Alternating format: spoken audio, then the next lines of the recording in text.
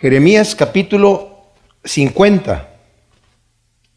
Estamos en la última profecía del profeta Jeremías aquí. No sé si es necesariamente cronológicamente la última profecía, ¿verdad? Porque como hemos explicado, el libro de Jeremías no está escrito de forma cronológica. Vienen unas profecías que vienen durante el gobierno de algunos reyes, y luego hay profecías de reyes posteriores, y luego se regresa a un rey anterior, ¿verdad? Sí, lo que sí sabemos es que esta profecía, que abarca el capítulo 50 y el capítulo 51, nos dice específicamente cuándo se dio esta profecía, y eso lo podemos ver en el capítulo 51, versículo 59, donde dice: palabra del profeta Jeremías, que envió a Seraías, hijo de Nerías, hijo de Maasías, cuando iba con Sedequías, rey de Judá, a Babilonia, en el 4º año de su reino. O sea, en el 4º reinado de Sedequías es cuando está esta profecía, ¿verdad? Y esta profecía está dada, o sea, como dije, es el capítulo 50 y 51, pero vamos a ver nada más ahora el capítulo 50, y está dada para que sea anunciada verbalmente en Babilonia. Y por eso se la da el profeta Jeremías, la escribe y se la da a este señor Seraías, hijo de Nerías. Y dice: Jeremías pues escribió en un rollo todo el mal que había de venir sobre Babilonia, todas las palabras citadas acerca de Babilonia. Y dijo Jeremías a Seraías: cuando llegues a Babilonia y veas y leas todas estas cosas, dirás: oh Yahvé, tú has hablado contra este lugar para destruirlo, hasta no quedar en él morador, ni hombre ni bestia, sino que sea una desolación para siempre. Y cuando acabes de leer este rollo, le atarás una piedra y lo arrojarás en medio del Éufrates, diciendo: así se hundirá Babilonia y no se levantará por las desgracias que yo envío contra ella, para que sean abatidos. Aquí terminan las palabras de Jeremías, ¿verdad? Entonces, ya vimos que el Señor había dado profecías contra su pueblo rebelde, ¿verdad? Que iba a venir destrucción a su pueblo rebelde. Y también vimos otras naciones que el Señor habló contra Amón, contra Egipto, contra Filistea, contra Moab, contra Damasco, Idumea, Cedar y Azor, contra Elam. Y todas estas profecías que el Señor habló contra estas naciones, su propio pueblo, eran donde Babilonia iba a venir a destruir a esas naciones. Pero ahora le toca a Babilonia, ¿verdad? ¿Y por qué? Lo vamos a ver aquí, porque el Señor le dice: porque te ensañaste demasiado. O sea, miren, mis amados, el Señor utiliza todas las cosas. Dios utiliza al mismo diablo, ¿verdad? A los mismos demonios. Pero eso es en provecho de los santos, de los que se van a salvar. Y utiliza incluso la maldad que hay en estos seres, pero van a tener que ser castigados por su maldad, ¿verdad? Pero el Señor lo utiliza todo. El Señor lo utiliza todo. Entonces, esta es la última profecía, ¿verdad? A pesar que Nabucodonosor, rey de Babilonia, terminó reconociendo a Yahvé como el verdadero Dios, no obstante, cuando atacaron al pueblo de Dios, lo hicieron con mucha hazaña, y tardó tiempo en que Nabucodonosor se humillara, ¿verdad? Tuvo que pasar por una situación en donde tuvo una visión, y Daniel no le quería decir el sueño que tuvo, ¿verdad? En el capítulo 4 de Daniel. Y le dice Daniel: mira, le dice Nabucodonosor: no tengas temor, dime lo que es el del sueño, no te preocupes. Entonces le dice: este sueño ojalá que sea para tus enemigos se van a gozar de saber la interpretación de este sueño. Y esto quiere decir que en la interpretación es que tú eres el gran rey, el rey máximo que Dios ha constituido hasta ahora, pero tienes problemas de orgullo. Y el Señor te va a tener que echar entre las bestias, y vas a estar ahí 7 años comiendo hierba y viviendo afuera en la intemperie, siendo rociado por el rocío de la noche, ¿verdad? Entonces dice: yo te aconsejo que te humilles. Y duró humillado un año, y al año salió caminando por Babilonia, que era una ciudad tremendísima. Vamos a ver aquí la descripción de lo que era Babilonia en un ratito más, pero y empezó a caminar y empezó a ver los jardines colgantes de Babilonia, que es una de las maravillas del mundo antiguo, y dijo: ¿no es esta la gran Babilonia que yo construí con la grandeza de mi poderío y de todo esto. Y mientras estaba la palabra en su boca, le vino una voz del cielo que le dijo, tu reino te es quitado y vas a ser echado entre las fieras. Estuvo 7 años ahí. Y a los 7 años, el Señor le devolvió la razón. Él alabó al Señor. Y si ustedes leen el capítulo 4 de Daniel, él reconoce al Dios Altísimo y dice, y no hay otro Dios. Y él hace lo que él quiere y él pone y quita al quien él quiere. O sea, realmente reconoció al Señor, ¿verdad? Pero no obstante, por toda la hazaña que antes tuvo, el Señor le tuvo que dar el castigo a Babilonia, porque también su nieto Belsasar, cuando estaba en Babilonia, estaban festejando, hizo una gran fiesta, y en esa gran fiesta mandó traer los vasos que se había traído Nabucodonosor de Israel. Saquearon el templo, sacaron todas las riquezas del templo, todas estas cosas, y estaban bebiendo en él. Sus concubinas, sus mujeres y todos los príncipes, alabando a los dioses de plata, de oro, ¿verdad? De madera y de piedra. Y apareció una mano humana escribiendo en la pared un mensaje que nadie lo podía descifrar. Y por fin traen a todos los magos y astrólogos a ver quién lo podía, los sabios, nadie podía hacer nada. Mandan llamar a Daniel, que ya era un anciano, y les dice, esto quiere decir que tu reino te es quitado. Has sido pesado en balanzas, has sido encontrado falto, y tu reino es cortado de ti, ¿verdad? Y pasado a los medos y a los persas.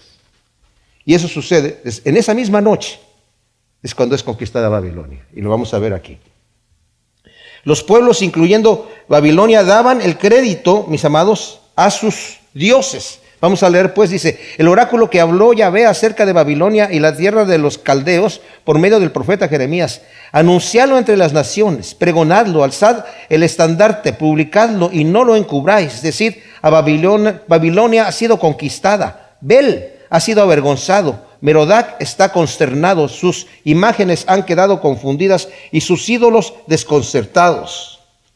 Los pueblos daban el crédito a sus dioses cuando tenían victorias en la guerra, ¿verdad?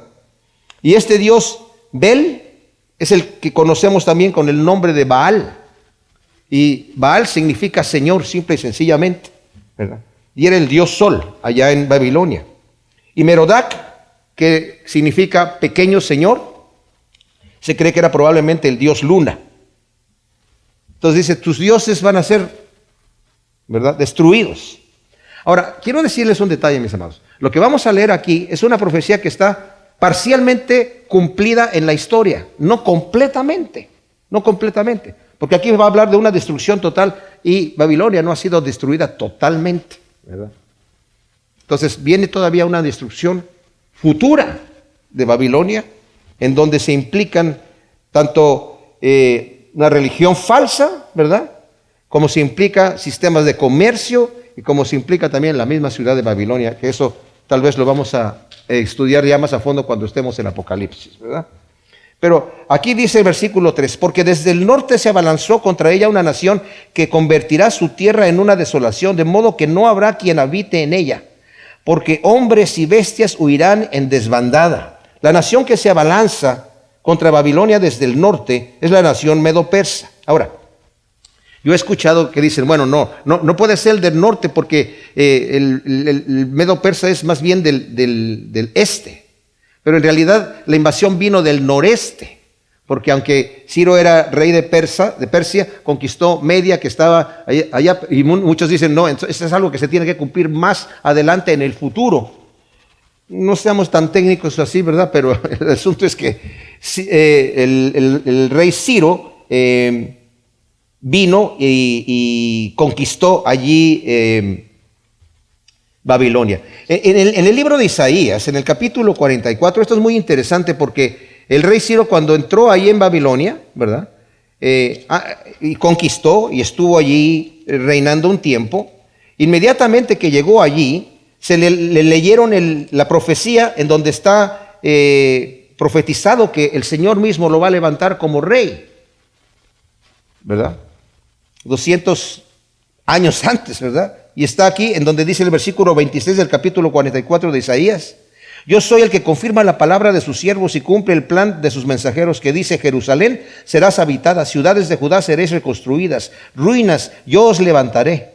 El que dice océano, aridece, secaré tus corrientes. El que dice Ciro, tú eres mi pastor y cumplirás todos mis designios. El que dice Jerusalén serás reconstruida, templo será cimentado. Así dice Yahvé a su ungido, a Ciro, a quien he tomado por su diestra para someter ante él naciones y aflojar los lomos de los reyes, para abrir delante de él los batientes y que las puertas no queden cerradas.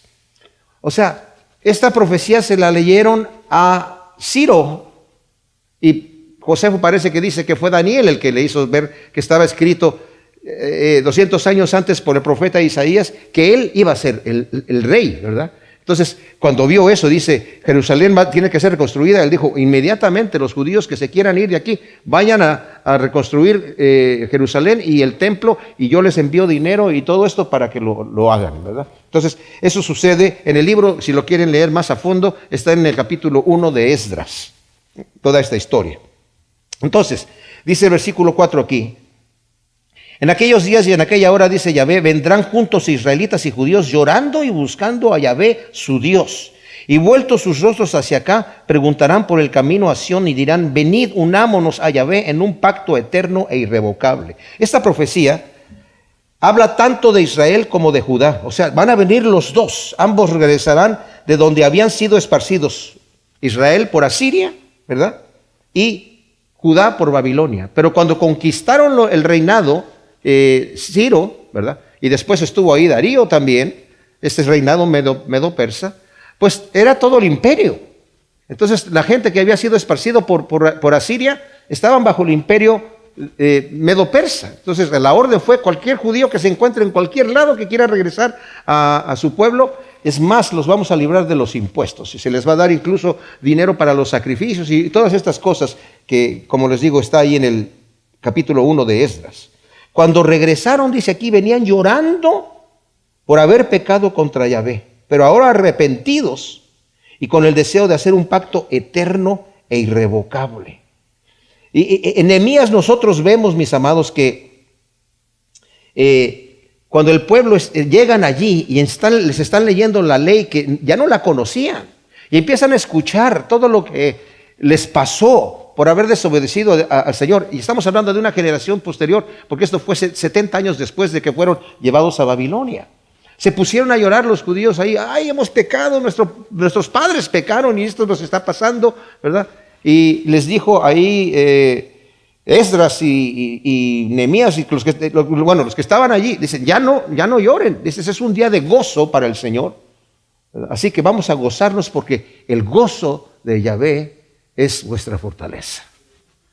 Y ¿saben qué? Sí debemos de venir arrepentidos y llorando, porque también nos dice 2 de Corintios 7:10 que hay tristeza que es para arrepentimiento, para salvación, ¿verdad? Porque la tristeza que es del arrepentimiento es para salvación. Yo tengo que, obviamente, venir contrito y humillado delante del Señor, pero una vez que el Señor me abraza, tengo que gozarme en su perdón, gozarme en que Él me recibe, siempre y cuando haya el deseo de que haya un cambio verdadero en mi vida, ¿verdad?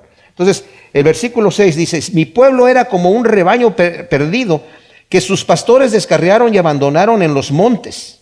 Y han estado vagando de collado en collado, olvidándose de su aprisco. Cuantos los hallaban, los devoraban. Sus enemigos decían, no hacemos mal, porque han pecado contra Yahvé, morada de justicia. Sí, contra Yahvé, esperanza de sus padres. O sea, estos, dice, los pastores del rebaño se están refiriendo a los líderes del pueblo que hicieron pecar al pueblo, lo descarriaron, dice, y andaban como ovejas sin pastor, ¿verdad? Porque sus pastores los hicieron descarriar. Pero los enemigos del pueblo, y esto, bueno, entre paréntesis, mis amados, esto de que los pastores, también se refiere a cualquier persona que habla, ¿verdad? Y que se pone a hablar en el nombre del Señor, entre comillas, ¿verdad? Donde dice Santiago, no se levanten muchos maestros, ¿verdad? Para que no reciban mayor condenación, porque van a tener un juicio más severo. Cuando yo hablo de parte de Dios, más vale que esté seguro que es de parte de Dios, ¿verdad? Y si no, mejor no digo nada. Los enemigos del pueblo de Dios sentían que tenían el derecho de ensañarse con los judíos por haberse ellos rebelado contra Yahvé. Y hay muchos que hoy en día que están así, con este antisemitismo, ese odio ante los judíos, porque mataron, crucificaron al Señor, ¿verdad? Qué terrible. No tenemos ningún derecho nosotros de ponernos como verdugos de parte de Dios para castigar. O sea, en otras palabras, tú no le vas a dar unas nalgadas a un hijo que no es tuyo, ¿verdad? Porque te vas a meter en problemas con tus padres. Y el Señor aquí está diciendo, no hay razón de decir es que ellos pecaron contra Yahvé, entonces nosotros tenemos todo el derecho de ensañarnos con ellos, ¿verdad? Como ese dicho español que dice, ladrón que roba ladrón tiene 100 años de perdón. No, la cosa no va por allí, ¿verdad? Entonces, dice, huid de Babilonia y del territorio caldeo, salid como machos cabríos delante del rebaño. Ahora, llama el Señor a su pueblo a salir de Babilonia para regresar a su tierra, ya que muchos se quedaron en la comodidad de la ciudad. Antes eran una nación de agricultores cuando estaban en Israel, y cuando fueron llevados a Babilonia, pues algunos eran agricultores, pero muchos empezaron allí en el comercio, y ya cuando les dio permiso de regresarse al pueblo de Israel, muchos de ellos se quedaron en Babilonia porque ya no querían dedicarse a la agricultura, les gustó más el comercio, y desde entonces muchos de los judíos son excelentes comerciantes, ¿verdad? Entonces, y en Apocalipsis 18:4 vemos que también está el llamado a salir de Babilonia. Salid de ella, pueblo mío, dice ahí, ¿verdad? Cuando está el castigo de Babilonia, para que no reciban el castigo juntamente con ella. Yo movilizo, dice el Señor, contra Babilonia en el norte, una alianza de poderosas naciones que formarán contra ella y la conquistarán. Sus flechas son las de diestros valientes, no se vuelven vacías, ¿verdad? La alianza de esas poderosas naciones que van a unirse, pues es Ciro, pero viene Ciro con otros reyes. Por ejemplo, en el capítulo siguiente, en el versículo 27, dice, alzad estandarte en la tierra, tocad trompeta entre las naciones, convocando a la guerra santa. Convocad contra ella los reinos de Ararat, de Mini y de Askenaz. Designad contra ella un capitán, avancen los corceles cual langostas erizadas. Congregad contra ella a las naciones, a los reyes de Media, con sus capitanes y todos sus príncipes y todo el territorio de su dominio. O sea, que hizo una alianza, como Ciro ya estaba dominando todo ese territorio, hicieron una alianza para venir en contra de Babilonia, ¿verdad? Yahvé les ordena que salgan como machos cabríos, dice aquí. Los machos cabríos eran los primeros que salían, ¿verdad? Hasta el día de hoy, cuando se abre el corral, los machos cabríos son los primeros que salen allí y el resto del rebaño es los que los siguen ahí. Entonces dice, salgan, o sea, vengan, hagan el esfuerzo, tengan ese deseo de salir de Babilonia y regresar a la tierra que el Señor les había dado. Entonces, se describe un ejército invasor muy poderoso. Versículo 10 dice, la Caldea será saqueada y sus saqueadores se hartarán, dice Yahvé, por cuanto, oh saqueadores de mi heredad, os alegrasteis y os gozasteis. Ahora retosáis como novilla en el prado y relincháis como poderosos corceles. Las riquezas de Babilonia, mis amados, van a venir a ser fácil presa para los conquistadores. Imagínense ustedes todo el dinero que tenía Babilonia. O sea, no solamente llegó y sacó todo el tesoro del templo de Dios, sino y sacó todas las cosas de oro que había ahí, se llevaron todo lo que tenía y todas las riquezas de Judá, ¿verdad? De Jerusalén, pero todas las riquezas de los otros pueblos también, los saquearon. Tenían demasiadas riquezas. Cuando llega allí Ciro, el reinado medo-persa, se quedaron con las riquezas de Babilonia, que eran tremendísimas, ¿verdad? Y luego cuando son invadidos por el reinado griego, Alejandro el Magno, también Alejandro se quedó con todas estas riquezas también. Eran tantas las riquezas de Alejandro Magno que se dice que él ya no le importaba, ya ni las disfrutaba. Le gustaba andar regalándole a la gente sus riquezas. Y se cuenta que en cierta ocasión estaba un joven, ¿verdad?, llevando una mula con unos costales gigantes allí, y la mula allí tratando de caminar atravesando un arroyo, ¿verdad? Y la mula no podía ya, y por fin colapsó la mula ahí. Y el joven ahí, apurado, tomó esas cosas y haciendo un gran esfuerzo estaba llevándose esos costales.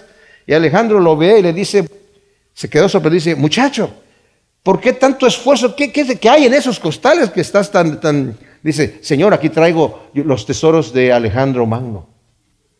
Y le dijo, mira muchacho, cuando llegues a tu tienda, te quedas con las bolsas, son tuyas, ¿verdad? Y desde ahí ya se le hicieron más ligeritas. Entonces, aquí dice, ustedes saqueadores de mi heredad, os alegrasteis y os gozasteis, ahora retosáis como novilla en el prado, relincháis como poderosos corceles. O sea, vas a ser saqueada, vas a ser derrotada, porque te alegraste. Se dice que Tito cuando conquistó, cuando destruyó Jerusalén, lloró. Estos se están riendo, se están gozando de haber destruido, ¿verdad?, a Jerusalén, al pueblo de Dios. Pero vuestra madre, dice el versículo 12, quedará avergonzada. Será abochornada la que os dio a luz. Él ahí, convertida en última de las naciones, en un desierto, en una estepa solitaria. Por la ira de Yahvé quedará deshabitada, hecha una total desolación. Cuantos pasen junto a Babilonia silbarán de asombro por sus calamidades. Alistaos en derredor contra Babilonia, cuantos entesáis el arco, asateadla. No escatiméis flechas, porque ha pecado contra Yahvé. Ahí está la razón. ¿Por qué el juicio viene tan terriblemente? Porque ha pecado contra Yahvé. Babilonia quedará avergonzada y abochornada, a pesar de que se está riendo, se está gozando de que tiene tantas cosas, como estaba Belsasar ahí, ¿verdad?, dándole la gloria a los dioses de oro, de plata que tenía allí, de las imágenes que tenían ahí, y bebiendo, desafiando, burlándose. Josefo dice, la Biblia no lo dice, pero Josefo dice que estaba maldiciendo a Dios mientras estaba bebiendo, ¿verdad?, emborrachándose con toda la gente ahí. Y es en ese mismo día cuando Babilonia es conquistada, ¿verdad? Quedará avergonzada y abochornada por haber sido, de haber sido el reino más excelso. Era la cabeza de oro de la imagen, de la visión que tuvo, el primer sueño que tuvo Nabucodonosor, que nadie lo podía interpretar, y llega después Daniel. Y Nabucodonosor quería que la gente le dijera el sueño porque a él se le había olvidado. Entonces nadie lo podía hacer. Y los demás sátrapas y magos y adivinos y todo eso le dijeron, es que esto nunca un rey ha pedido eso, ¿verdad?, que se le adivine el sueño. Y Nabucodonosor le dice, ustedes me quieren tomar el pelo, si ustedes no me pueden decir, hacerme recordar el sueño, estoy seguro que no lo pueden interpretar. Entonces ordenó matar a todos los sabios y a todos los magos y a todos de ahí, y estaba entre ellos Daniel y sus 3 amigos, ¿verdad? Entonces Daniel dijo, un momentito, habló con el que estaba encargado de la sentencia, le dijo, dame tiempo de hablar con Dios, y el Señor le reveló. Entonces le dice el sueño a Nabucodonosor y le dice, tú tuviste una estatua con una cabeza de oro, con unos pechos de plata, ¿verdad?, con un vientre de bronce, unas piernas de hierro y unos pies de hierro con barro fundidos. Tú eres esa cabeza de oro, Nabucodonosor, pero después de ti va a venir otro reino inferior al tuyo, ¿verdad?, que son los pechos de plata, el reino medo-persa. Y después de ese reino va a venir otro reino, que es el vientre de bronce, que es el reinado griego de Alejandro Magno. Y después de eso va a venir las piernas de hierro, que es otro reinado inferior también, pero muy fuerte, y que es el reinado del Imperio Romano. Y al final de los tiempos va a haber una alianza de naciones, ¿verdad?, que no va a ser muy firme, así como el barro no se mezcla con el hierro, pero van a ser una alianza acerca de relaciones, y después va a venir, y tú viste una piedra que vino del cielo y que cortó ¿cómo se llama?, a la imagen por los pies, y creció como una gran montaña, y es el reinado final del Mesías que va a ser eterno, ¿verdad? Entonces él interpreta esto. Pues Babilonia era la cabeza de oro, era una ciudad impresionantemente grande, ¿verdad? O sea, tenía 900 hectáreas de dimensión. Claro, en el tiempo antiguo, ahora tenemos tal vez ciudades más grandes, ¿verdad? Tenían, se cree que entre 200,000 a 500,000 de habitantes. Y bueno, total, versículo 15 del capítulo 50 de Jeremías. en esta profecía contra Babilonia, por fin el juicio que el Señor está mandando a esta nación porque se ensañó. Un detalle aquí, mis amados, porque, bueno, vamos a leer esto, es importante aquí. Dice, voy a explicar por qué viene este juicio tan tremendo contra Babilonia. Aquí nos ha dicho, acabamos de ver, porque se ensoberbeció contra el Señor, ¿verdad? Por haber pecado contra el Señor. Nos dice el final del capítulo 14. Y el 15 nos dice, lanzad el alarido en torno a ella. Ella tiende sus manos, sus baluartes han caído, sus muros están derribados. Toma venganza sobre ella porque es la venganza de Yahvé, como ella ha hecho hacerle a ella.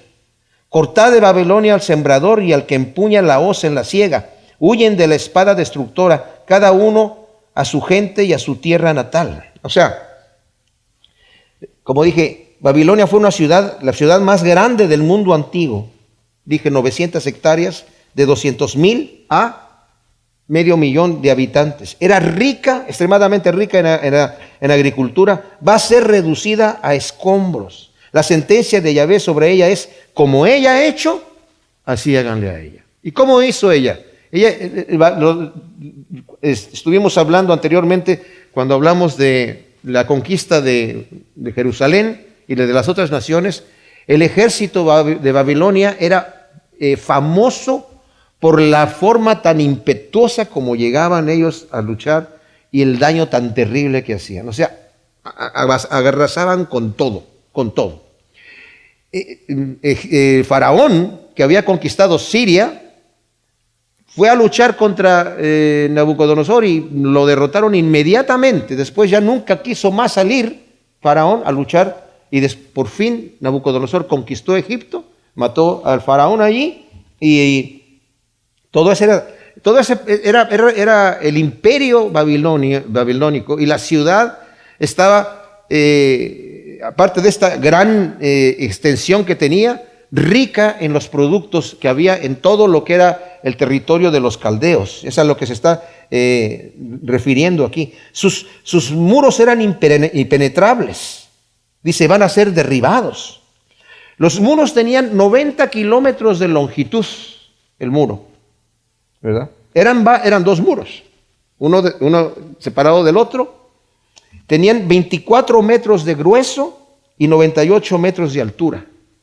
Estaban protegidos por un desvío del río Tigris que rodeaba alrededor de la ciudad y pasaba por en medio de ella el río Éufrates. Eran impenetrables, tenían suficiente agua allí y aunque estaban sitiados cuando fueron conquistados, cuando estaba la tremenda fiesta que hizo,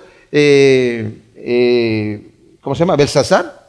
Se estaban como burlando. ¿Quién nos va a invadir si somos impenetrables? Esa ciudad no puede nadie penetrar. Estaba el ejército invasor afuera y lo que hizo Ciro fue que desvió el río Éufrates que pasaba por el medio de la ciudad.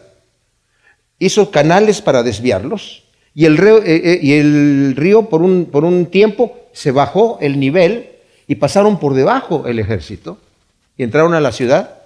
Y la ciudad era tan tremendamente grande, llegaron directamente a donde estaba la fiesta.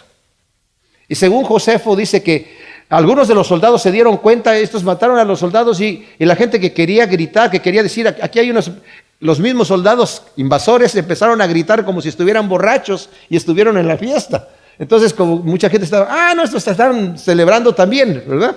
Y entraron directamente hasta donde estaba el rey y ahí lo mataron, ¿verdad? Entonces,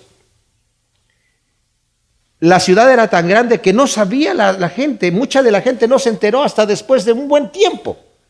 Que ya nos invadieron, ¿verdad? No sabían.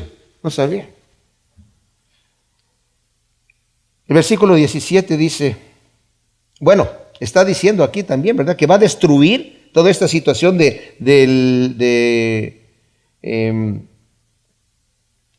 la agricultura que tenía, por eso dice, cortad de Babilonia al sembrador y al que empuña la hoz en la siega. Huyen de la espada destructora, cada uno a su gente y a su tierra natal. O sea, tenían muchísimos esclavos de muchísimos lugares que estaban trabajando obviamente en la agricultura. Cada quien dice, regrese a su tierra. Versículo 17 dice, rebaño descarriado de Israel, acosado por leones. Primero lo devoró el rey de Asiria y luego lo deshuesó Nabucodonosor, rey de Babilonia.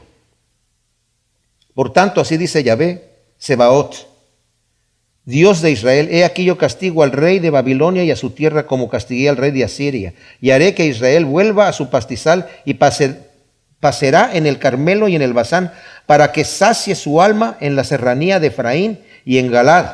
En aquellos días y en aquella hora, dice Yahvé, se buscará la culpa de Israel y no se hallará, y el pecado de Judá no se encontrará, porque yo habré perdonado al remanente que me haya reservado. O sea, primeramente dice aquí, mis amados, el justo juicio de Dios sobre Asiria y Babilonia por haber devorado y deshuesado a Israel.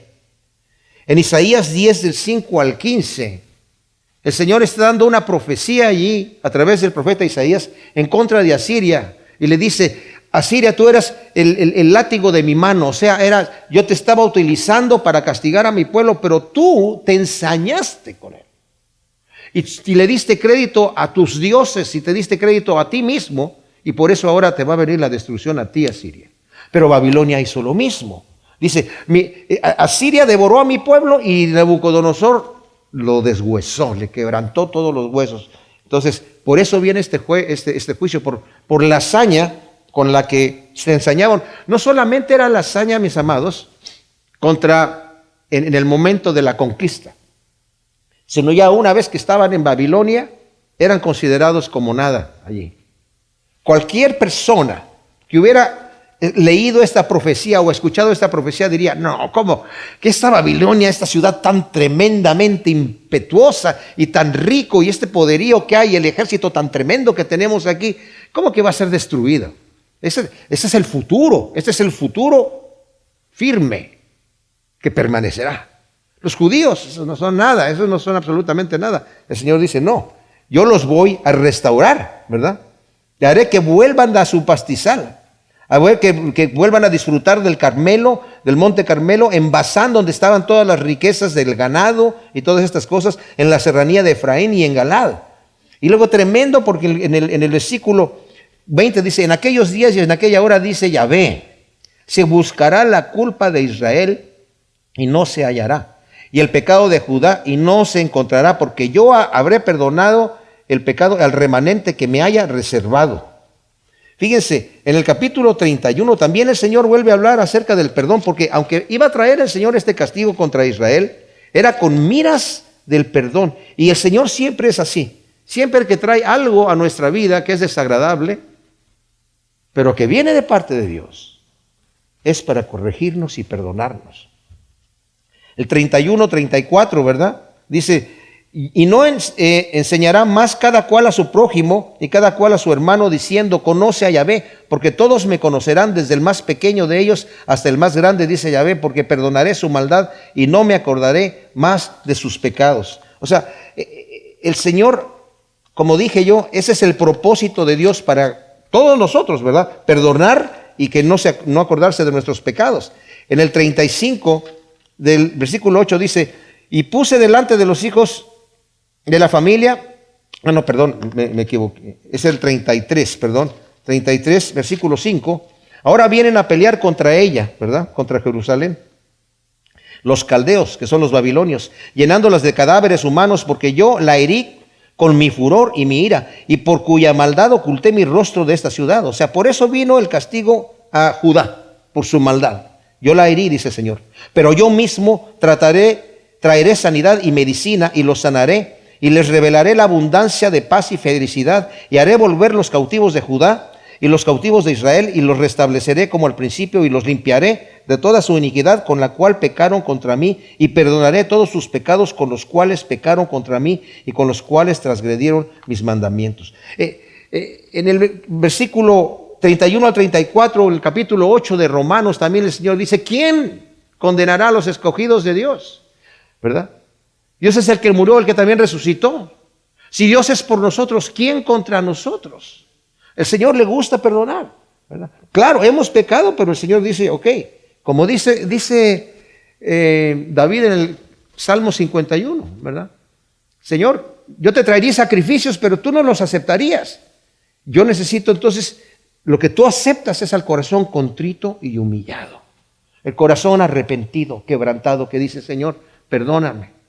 Mis amados, todos somos pecadores. Todos fallamos todo el tiempo. El problema es no reconocer la falta. Porque entonces el Señor no la puede perdonar. Y nuestro corazón se endurece y nos quedamos ciegos a la realidad de lo que está pasando en nuestras vidas, ¿verdad? Pero qué bendición, porque Dios, y que el Señor está diciendo aquí, van a buscar el pecado de mi pueblo, no lo van a encontrar. Si el Señor es el que nos justifica, dice el Señor, ¿quién condenará a los escogidos de Dios? Cristo es el que murió, el que aún resucitó, el que está sentado a la diestra de Dios y el que también intercede por nosotros. O sea, Él es el juez, Él es el jurado, Él es el abogado defensor, ¿verdad? Cuando el diablo quiera acusarnos, el Señor va a decir, sí, tiene pecado, pero yo ya morí por ese pecado. Yo pagué por él en la cruz. Pero como dije, tiene que haber un arrepentimiento, mis amados, para que se pueda aplicar ese perdón a nosotros. Avanzad contra la tierra de Merataim y contra los habitantes de Pecoz. Aniquila y destruye a filo de espada y haz cuanto te ordene, dice Yahvé. Aquí utiliza dos palabras especiales, ¿verdad? Dice Merataim es la doble rebelión y Pecoz, país de castigo. Estruendo de batalla en la tierra, gran destrucción.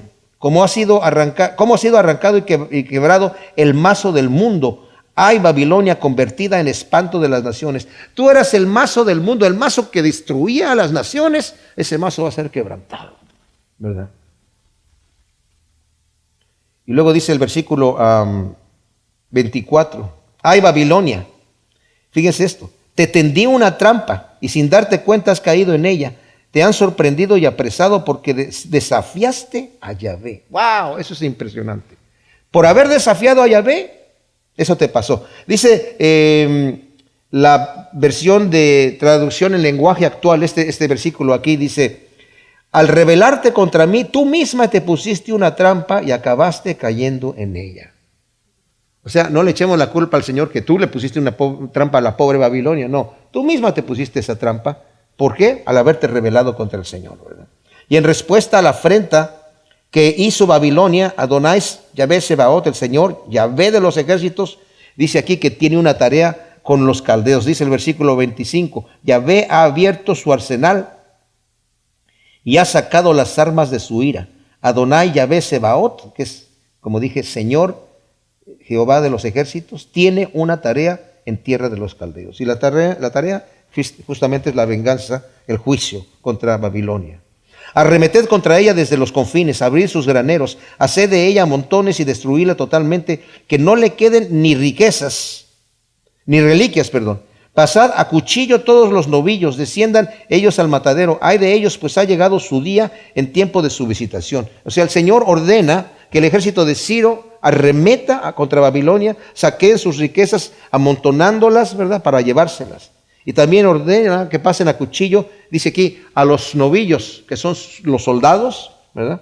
Porque ha llegado el tiempo de su visitación. Esto quiere decir, el tiempo de la visitación significa muchas cosas. Significa cuando el Señor se encuentra con la persona o con nosotros, ¿verdad? A quien esté visitando. Pero puede visitarlo para arreglar cuentas, como dice el Señor, entremos a cuentas, venid y entremos a cuentas. Venid y quiero tener una visitación contigo. Y si tus pecados fueren rojos como el carmesí, yo los haré blancos como la lana. Pero también cuando viene la visitación del Señor es cuando al no arrepentido le viene el castigo. Ese es también el tiempo de la visitación.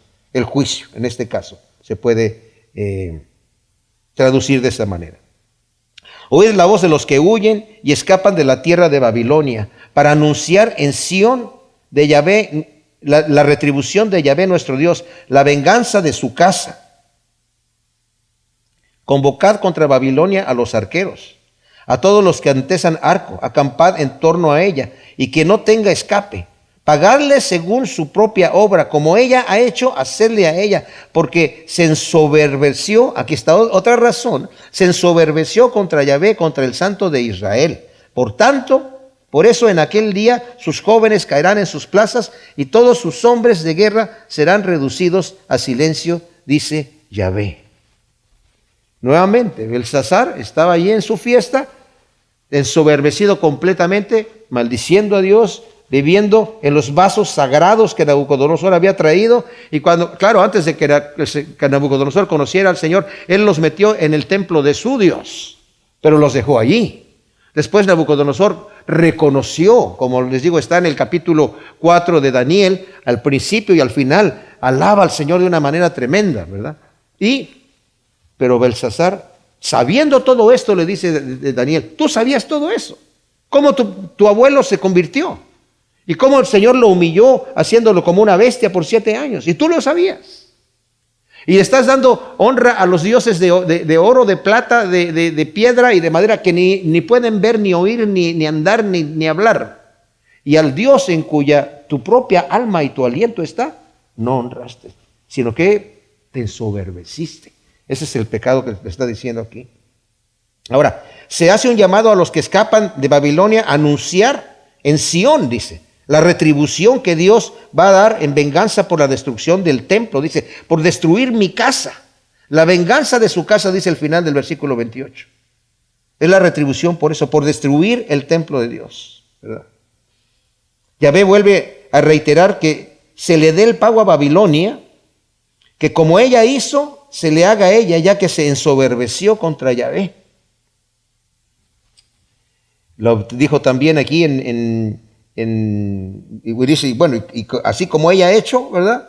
Háganle a ella, lo dice también en el versículo 15. Y en Apocalipsis 18:6 también lo dice también. Como ella ha hecho, háganle a ella, ¿verdad?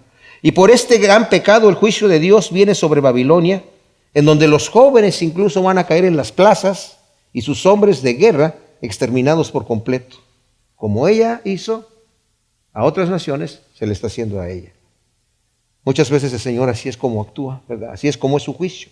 He aquí, fíjense cómo le dice ahora, he aquí yo estoy contra ti, oh soberbia, dice Adonai Yahvé Sebaot. Ha llegado tu día, la hora de tu visitación. La soberbia se tambaleará y caerá y nadie la levantará.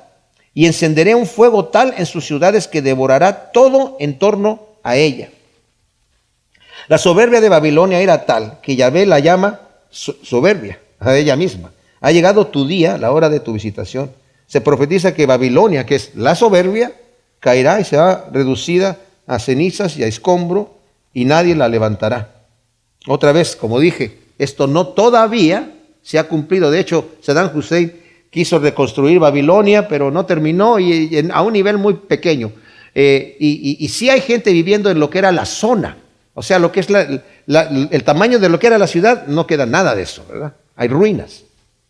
Pero hay gente viviendo en algunos lugares. Todavía esto no se ha cumplido, ¿verdad? Entonces el versículo 33 nos dice, así dice Yahvé Sebaot, israelitas y judíos sufren juntos la opresión. Todos los que los tomaron cautivos los tienen fuertemente sujetados y se niegan a dejarlos ir. Pero su Redentor es fuerte, Yahvé Sebaot es su nombre. Él defenderá eficazmente la causa de ellos a fin de sosegar la tierra y turbar a los moradores de Babilonia. O sea, se describe aquí la opresión sobre los propios israelitas, tanto por los asirios como por los babilonios, que estaban viviendo en esclavitud y eran fuertemente sujetados por sus conquistadores, dice allí. Pero dice, pero su Redentor vive, dice el Señor, y yo los voy a librar. Es fuerte, Él los va a defender eficazmente. Nuevamente, si Dios es por nosotros, ¿quién contra nosotros, mis hermanos? Entonces dice el versículo 35, espada contra los caldeos, dice Yahvé, contra los moradores de Babilonia, contra los príncipes y sus sabios, espada contra sus adivinos y sean desconcertados, espada contra sus valientes y sean aterrorizados, espada contra sus corceles y sus carros y contra la turba entre ellos y sean como mujeres, espada contra sus tesoros y sean saqueados, espada contra sus ríos y sean secados, pues es una tierra de ídolos que delira por sus espantajos, ¿verdad? O sea, ¿es espada contra qué? Contra los moradores de Babilonia, contra los príncipes y sus sabios, contra sus adivinos que van a estar desconcertados, contra sus valientes que van a estar aterrorizados, contra sus corceles y carros, ¿verdad? Y por toda la gente ahí en medio. Dice, van a ser como mujeres. O sea, no para ofender a la mujer, simplemente está diciendo, no se van a poder defender, ¿verdad? Van a ser como...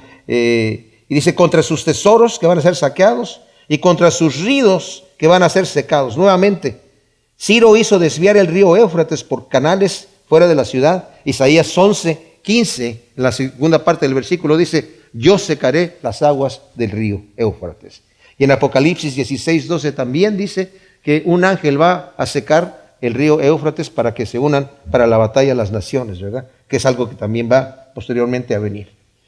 La razón del juicio es porque es una tierra que está entregada por completo a la idolatría y desvaría a la gente adorando a sus ídolos, ¿verdad?